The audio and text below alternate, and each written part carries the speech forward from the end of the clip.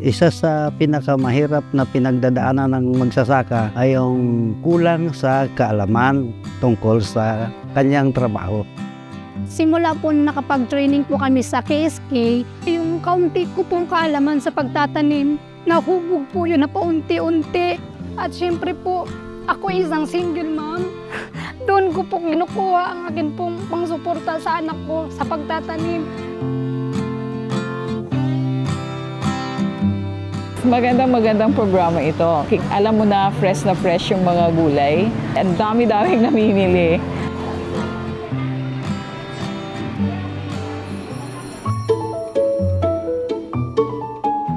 Welcome po dito sa SM City, Puerto Princesa. At ngayon po pinatawag lang naman po namin kayo kasi gusto lang po namin kayo kumustahin. Kayo mga magsasaka nga idol ko, iniidolo ko po yan. Gusto ko po sana i-take yung opportunity na ito para makipag-selfie po sa inyo. 1, 2, 3, surprise! Maraming munting sorpresa! Harap po tayo sa inyo!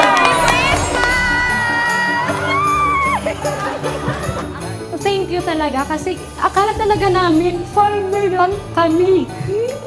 Pero dahil sa binigyan niyo ang pagkakataon, kumbaga, binigyan niyo kami ng dignity. Hindi lang produkto namin na ibibigay namin sa kanila, kundi ang pagmamahal namin. Pinapangako namin sa inyo na patuloy na bigyan ng maayos na pagkain ang ating mga kababayang Pilipino.